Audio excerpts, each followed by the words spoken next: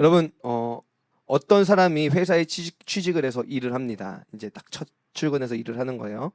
그래서 한 달 동안 열심히 일을 했어요. 열심히 일을 하고 한 달 월급을 받습니다. 그런데 자기보다 15일 늦게 입사한 사람이 있는 거예요.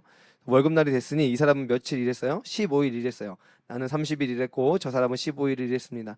그랬는데 월급을 받더니 저 사람이랑 나랑 똑같은 거예요. 네. 어떤 기분이 들까요? 이상해. 짜증나죠?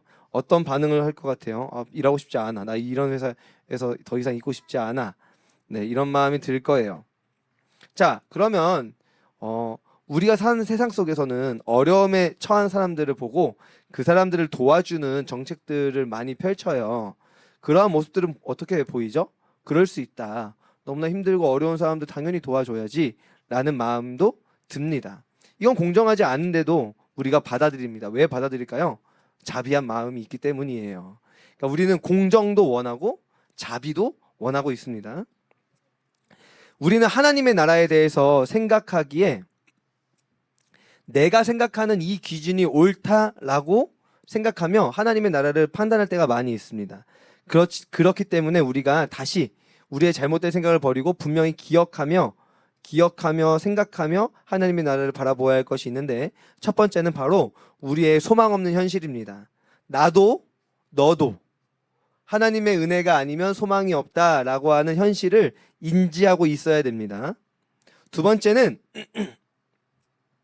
하나님께서 자기의 그 공정함, 자신의 그 공의를 하나님의 그 자비와 함께 드러내신다는 사실입니다. 그래서 공정하게 행하시나 그 가운데 자비하심이 담겨 있음을 우리는 기억해야 됩니다. 한국교회 안에서 모태신앙으로 자란 저는 이와 같은 설교를 수없이 많이 듣고 자랐습니다. 어떤 장로님이 꿈을 꿨는데 천국에서 딱 눈이 떠졌대요. 천사가 이끌고 자기 집으로 데려갔는데 자기 집을 봤더니 천장도 없고 창문도 유리창도 하나도 안 껴져 있고 짓담한 집이 자기 집이었다는 거예요. 짓담한 집이 자기 집이라는 것입니다. 그러면서 이제 그렇게 된 이유는 교회에서 아무 일도 하지 않았기 때문에 그런 집을 천국에서 가지게 되었다라는 설교를 들었습니다. 여러분, 믿음을 가지고 살아가는 사람들은 믿음의 선한 열심과 선한 일에 힘쓰는 사람들이 되어야 합니다. 하지만 그것이 내 어떠한 공로가 되어서는 안 됩니다. 내가 이만큼이나 노력했으니까 저 천국에서 영원히 나는 천만큼의 유익을 누리고, 너는 요만큼 노력했으니까 저 천국에서 영원토록 1만큼만 누려야 된다 라고 하는 식의 천국을 바라보면 안 됩니다. 왜냐하면 나는 이만큼 노력했으니까 1000 정도를 받아서 누려야 되고, 너는 요만큼밖에 노력 안 했으니까 뭐 1이든 50이든 그 정도만 누리는 것이 마땅하다라고 하는 중심은 뭐예요?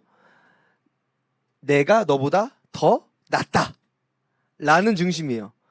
내가 더 많이 일했으니 내가 너보다 더 나은 사람이야 라고 하는 중심이에요. 그런데 성경을 봤더니 나보다 남을 더 어떻게 여기래요? 더 낮게 여기래요. 천국은 그런 곳이어야 하는데, 네, 어느 순간에 나는 이만큼 헌신하고 너는 요만큼 헌신했으니까 내가 너보다 더 나은 사람이야. 천국이 아닙니다. 왜요? 그러한 곳이 만약에 하나님 나라가 된다면 여전히 차별이 있고, 그렇죠? 여전히 억울함과 눈물과 고통이 있는 나라가 하나님의 나라가 될 것이기 때문이에요.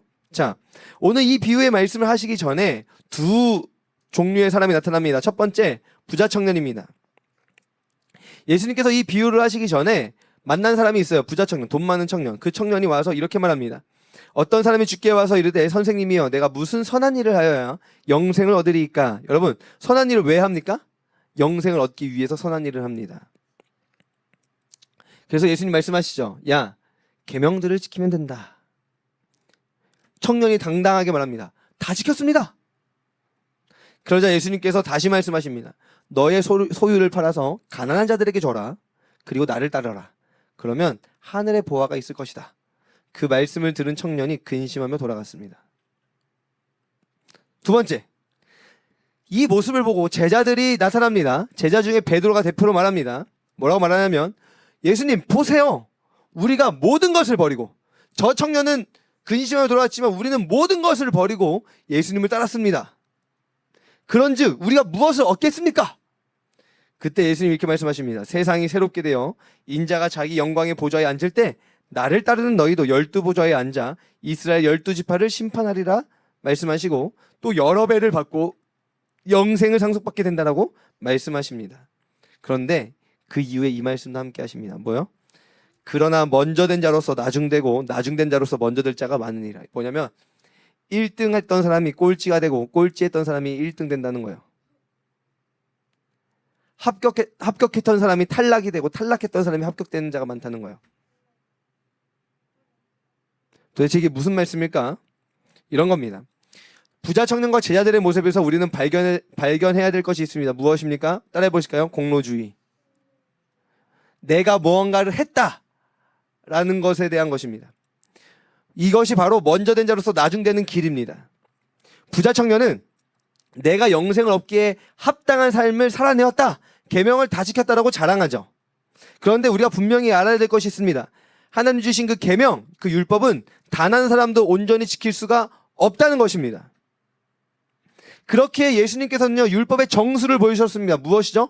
율법을 완전히 다 쥐어짜면 어떻게 해요? 내 이웃을 내 몸과 같이 사랑하라 하신 말씀. 너의 재물을 팔아 가난한 자들에게 줘라. 네가 가난한 자다고 생각해봐라. 누군가 도와주기를 계속 기다렸지 않았겠느냐? 그렇다면 너도 그 사람에게 그 자비를 베푸는 것이 마땅하다. 이것이 율법이다. 알려주십니다. 또 무엇이죠? 나를 따라라.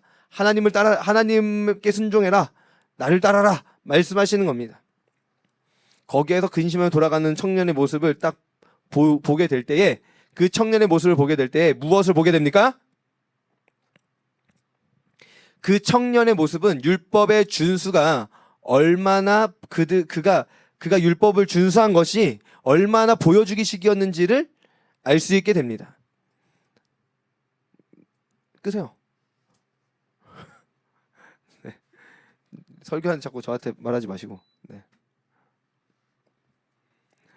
두 번째, 베드로는 모든 것을 버리고 주를 따랐다라고 자랑합니다. 그러나 이것은 내가 주께 무엇인가 드려서 가품이 되었다라고 하는 마음이 있어요.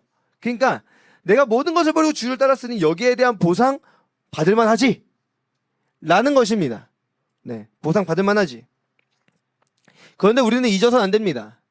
우리가 모든 것을 버리고 주를 따르게 된 것은 은혜입니다. 내게 주신 은혜이며 복인 줄 알아야 합니다. 예수님의 비유를 깨닫기 위해 가져야 될 중심이 그렇다면 무엇입니까? 내 힘과 행함으로는 영생을 얻을 자격을 갖출 수 없다는 것. 또 모든 것을 버리고 은혜를 베푸신 주님을 따라 나서는 믿음의 삶은 내게 주신 은혜고 복인 줄 알아야 된다는 사실입니다. 이러한 중심으로 이제 오늘 말씀의 비유를 살펴보고자 합니다. 네, 살펴볼게요. 네. 살펴볼까요? 낙서 좀 그만하고 나 좀 봐줄래요?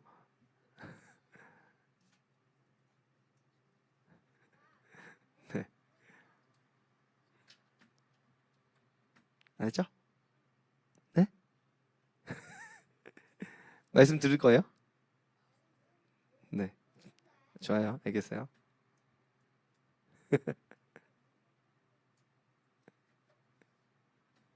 자, 포도원 품꾼의 비유 이제 들어갑니다.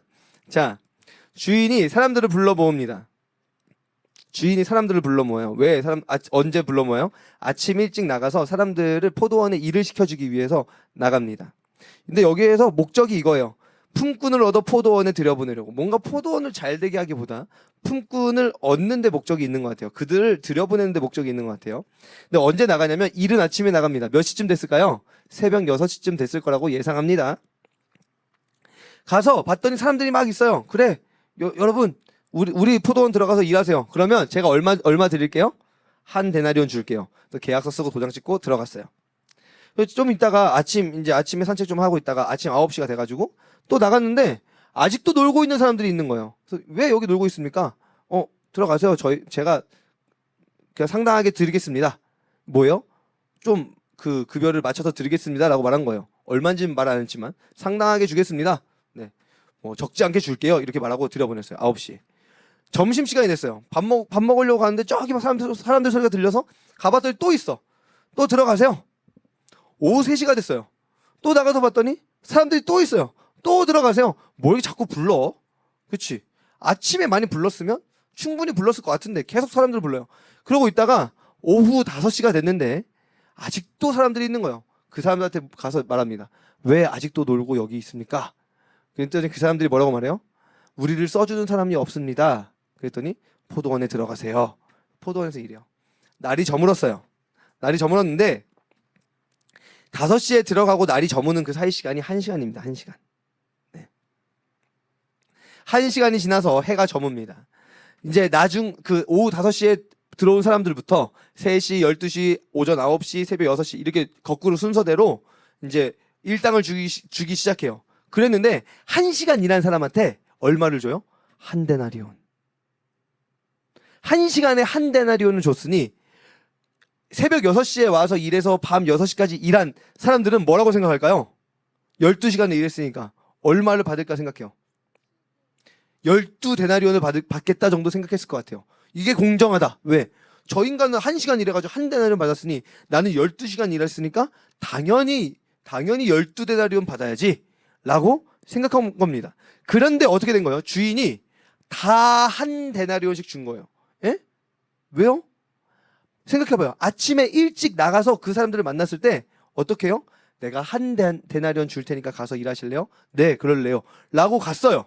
이미. 그래서 그 사람이 간 거예요. 그리고 1시간 일하러 그 오후 5시에 만난 사람도 들어가서 내가 일당 줄게요 하고 한 다음에 이 사람한테 1데나리온 준 겁니다. 자, 먼저 온 품꾼들이요, 화가 엄청 났습니다. 그리고 주인을 원망합니다. 불공평하다. 너는 불리한 자다. 나쁜 놈이다. 말한 겁니다. 맞아요. 왜 그렇게 보일까요? 내가 더 많이 받지 못한 것에 화가 난다기보다, 왜? 나는 어차피 1데나리온에 약속을 하고 일하러 왔으니까 내가 한 데나리온 받을 수 있지. 근데 왜 쟤도 나랑 똑같은 취급을 당해? 얘는 1시간 했잖아. 그러면 1데나리온을 12조각을 내서 12분의 1데나리온을 주던가, 아니면 이 사람한테 1데나리온을 줄 거면 나한테 12데나리온을 주던가 공정하게 해야 될 거 아니야? 라고 하는 마음 때문에 화가 나는 거예요. 내가 그동안 얼마나 노력했는데, 아침부터 열심히 일하고 12시 떼양볕에서도 내가 열심히 일했는데 나중에 와가지고 대충 뒤치다거리한 저 사람들하고 나랑 똑같이 일당을 받는다고 화가 치밀어 오르는 것입니다. 그때 주인의 대답은 이것이죠. 야, 너랑 나랑 약속한 게 1데나리온이잖아? 그거 받고 가. 약속했잖아. 약속한 대로 가. 그리고 내가 가진 거 안에서 조금밖에 일하지 않았지만 내가 얘한테 1데나리온 주는 건 내 거 가지고 내 맘대로 하는데 왜 네가 상관이야? 너는 너랑 나랑 계약한 거 안에서 가지고 가면 돼. 가. 난 얘한테 내가 주고 싶은 거 줄 거야. 억울하면 네가 돈 많이 벌어서 그렇게 하던가. 이제 이렇게 말하는 겁니다. 내가 선을 행하는 것을 보고 네가 악하다고 말하냐? 라고 주인이 되묻는 것이죠. 이 말씀을 잘 깨닫기 위해서 우리는 몇 가지 확인해 볼 것이 있습니다. 무엇이냐면 당시 1데나리온의 가치예요. 1데나리온의 가치가 무엇이냐면 노동자 하루 일당이고, 또한 한 가족이 하루 동안 먹고 살 수 있는 생계 유지 비용이에요. 일용할 양식이라고요. 그러니까 최소한 우리 가족이 먹고 살려면 하루에 1데나리온은 꼭 필요한 거야. 그런데 그것을 주겠다고, 그 당신의 가족의 생계를 꾸릴 수 있게 해주겠다고 아침에 일찍 나가서 일을 구하는 사람들에게 그것을 약속하고 일을 들여 보내준 겁니다. 자, 이 주인이 아침에 포도원 품꾼들을 구할 때 건장한 사람들을 골라서 불렀나요? 아니에요. 또 경력이 많은 사람들을 불렀나요? 아니에요. 그냥 있는 사람들 불렀어요. 목적이 무엇이에요? 이 사람들을 통해서 포도원을 잘 가꾸어서 많은 돈을 벌겠다는 목적이 아니라 이 사람들을 일을 시켜서 이 사람들에게 1데나리온을 주고 이 사람들의 생계를 책임질 수 있게 해주겠다라고 하는 마음이 주인의 마음이 있었던 것입니다. 이걸 기억해야 돼요. 그러하니 9시에 나가서 만난 사람들에게도 주인의 마음은 어떤 마음이 있어요? 포도원을 잘 가꾸겠다는 마음이 아니라 이 9시에 나와 있는 사람들이, 이 가장들이 얼마나 마음을 졸이고 있겠어. 우리 집에 가면 은규랑 무열이랑 로에가 있는데 누가 나를 좀 써줘야 내가 돈을 벌어서 우리 애들 밥도 먹이고 학용품도 사주고 할 텐데 어떻게 하지? 누가 나를 써주지 않을까? 하고 있는 저 가장에게 가서 얘기하는 거예요. 9시에 만나서 들어가세요. 내가 적지 않게 줄게요. 12시에 갔는데 그런 사람이 또 있는 거야. 들어가세요. 내가 상당하게 줄게요. 오후 3시에 만나서 또 들어가세요. 해줄게요. 오후 5시에 들어가세요. 내가 줄게요. 하세요. 이렇게 한 거라고요. 여러분, 오후 5시에 사람들을 통해서 포도원에 들어간 사람들의 처지를 보게 됩니다. 그들의 처지는 무엇이에요? 아무도 써주지 않는 사람들이에요. 오늘 일을 구하지 못하면 오늘 우리 가족의 생계는 막막해집니다. 여러분, 먼저 포도원에 들어간 사람들이 손해를 봤나요? 아니에요. 어떤 손해를 보지 않았는지 알아요? 평안함을 가졌어요. 일을 해서 힘들었지만 마음이 평안했다고요. 여러분, 오후 5시까지 마음 졸여 볼래요? 엄청 힘들걸요? 엄청 힘들걸요? 네. 차라리 포도원에 들어가서 일할 때 어떤 마음이 들까요? 룰루랄라 노래가 나올 거예요. 와, 오늘 하루 우리 애들 먹일 수 있다. 오늘 하루 우리 가족 행복하게 살아갈 수 있다. 하면서 열심히 일할 겁니다. 그 노동이 행복할 거예요. 그런데 그 11시간 동안 새벽 6시부터 오후 5시까지 일을 구하지 못한 사람은 어떠한 마음일까요? 와, 진짜 어떡하지? 집에 어떻게 들어가지? 엄청난 마음의 괴로움을 당했을 것입니다. 이것을 볼 수 있어야죠. 그래도 오후 5시에 불러가면 얼마나 좋아요? 탱자탱자 마음 편히 놀다가 오후 5시에 가서 1시간 일하면 되는 거잖아요? 라고 말할 수 있는데 그렇지 않아요. 왜요? 내가 그렇게 하고 싶다고 그렇게 될 수 있습니까? 내가 오후 5시에 일하러 갈 거야! 라고 하면 일하러 갈 수 있어요? 없어요. 왜요? 주인이 와서 써줘야 되는 거예요. 그건 내 결정권 밖의 일이에요. 그러니 언제든지 주인이 나를 불러주기만 하면 감사해야 되지, 오후 5시에 나를 부르세요? 내가 주인한테 마음대로 막 시킬 수 있냐고요. 주인 마음인데 그렇게 할 수 없다는 것이죠. 즉, 포도원 주인은 품꾼들을 부른 이유가 그들의 생계를 책임지겠다, 그들의 생존권을 보장해 주겠다는 목적으로 그들을 불러서 사용했다는 것입니다. 그러면 생각해야죠. 나도 내 집에 아이들이 있는데 한 데나리온이 필요해. 1시간 일한 저 사람도 한 데나리온이 꼭 필요하겠지? 라는 마음이 있으면 이따위 모습을 보이지 않습니다. 근데 그런 마음이 없는 거예요. 자비한 마음이 없는 거예요. 공정만 따집니다. 그러면서 어떻게 해요? 주인을 악하다, 당신은 불의하다 라고 외치고 있는 것입니다. 그러므로 오늘 우리는요, 악한 눈을 거두어야 합니다. 세상에, 성경에 예수님의 이러한 교훈을 하고 있는 사람들은요, 찾아볼 수가 없습니다. 왜요? 예수님 이후에 주 325년 랍비 자이라라고 하는 사람이 예수님의 이 비유와 같은 비슷한 비유를 가르치며 전했습니다. 온종일 수고한 종들이 와서 어떤 일꾼은 고작 2시간만 일했다고 불만을 제기하자 왕이 이렇게 말합니다. 너희가 하루 종일 한 일보다 이 사람이 2시간에 한 일이 더 많다. 뭐예요? 능력주의예요. 어쨌거나 뭔가 덜 많이 해야 됩니다. 그래야 공평하게 가져갈 수 있는 거예요. 세상의 썩어진 가치관은 그렇게밖에 볼 수 없는 것입니다. 하지만 하나님의 나라의 가치관은 무엇입니까? 공정 안에 자비하심이 담겨 있습니다. 그러므로 여러분, 믿음의 삶을 산 것은요, 은혜예요. 우리가 믿음을 가지고 살아온 모든 세월은 은혜임을 깨달아야 합니다. 고린도전서 15장 10절 말씀 함께 읽어볼까요? 시작. 그러나 내가 나된 것은 하나님의 은혜로 된 것이니 내게 주신 그의 은혜가 헛되지 아니하여 내가 모든 사도보다 더 많이 수고하였으나 내가 한 것이 아니요 오직 나와 함께 하신 하나님의 은혜로라. 사도 바울도 자신의 복음을 위한 모든 헌신이 하나님의 은혜라고 고백하고 있습니다. 우리는 믿음의 삶으로 헌신했던 모든 순간들을 생각하기 전에, 내가 헌신했던 그 모든 순간을 생각하기 전에 우리에게 찾아온 확실한 구원의 약속을 바라보아야 합니다. 죽음과 지옥의 형벌의 두려움에서 벗어난 삶을 살아간 것이 우리의 믿음의 삶이에요. 얼마나 평안함을 가지고 살아간 행복한 삶입니까?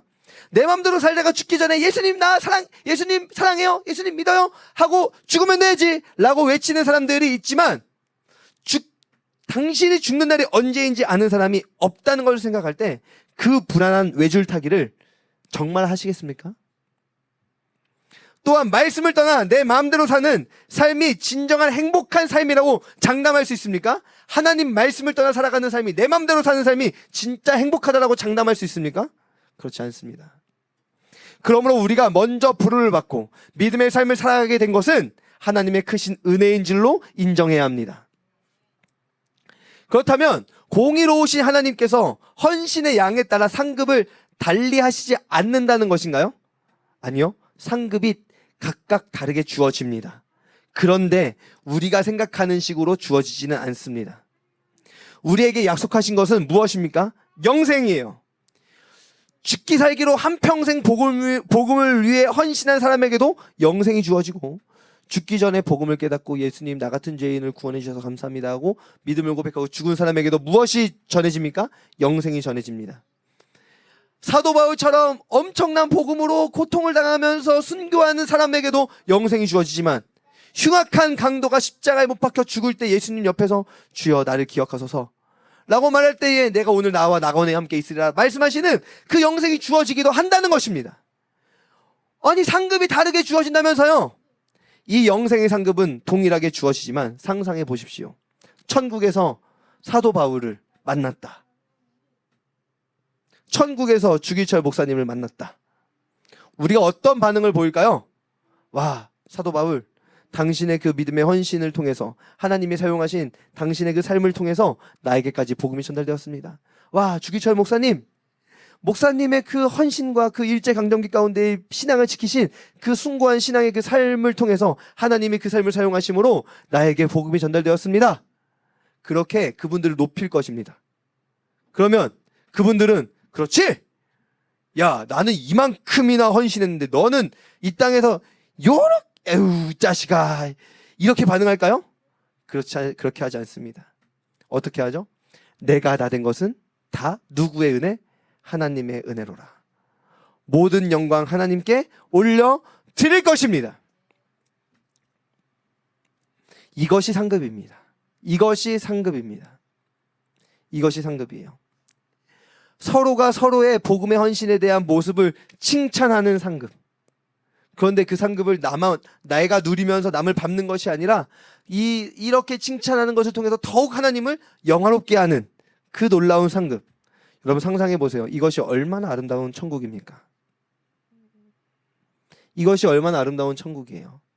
누나가 막 엄청 이 정글짐 엄청 잘해요. 그때 동생들이 와, 누나 잘한다. 얼마나 큰 상급입니까? 이게 천국이라고요. 와, 나는 3개 하는데 누나는 5개나 하네. 와, 박수 치면 누나는 또 뭐라고 하죠? 야, 나는 네 나이 때 1개밖에 못했었는데 너는 3개나 하는구나. 와, 박수 치고. 서로가 서로를 높여주는 그러한 모습 안에서의 천국을 누릴 수 있습니다. 세상의 썩은 더러운 가치관에서는요, 행복이 나올 수 없어요. 그 썩은 더러운 가치관을 하나님의 나라를 바라보며 그러한 잣대로 그 나라를 바라보면 어떠한 눈을 가지게 되죠? 악한 눈을 가지게 돼서 하나님을 악한 자로 보게 됩니다. 그러므로 오늘 우리는 진정한 아름다운 천국을 바라봐야 합니다. 너를, 우리를 불쌍히 여겨 자비를 베풀기 위해 찾아오셔서 영생을 약속하신 우리 하나님, 우리 예수 그리스도, 또 그 품꾼들, 아무도 써주지 않는 그 불쌍한 나와 너를 부르시는 그 역사를 나타내시는 성령님, 이 복음의 은혜를 받은 자로서 오늘도 천국을 누리는 우리 모두가 되어지기를 간절히 축복합니다. 기도하겠습니다.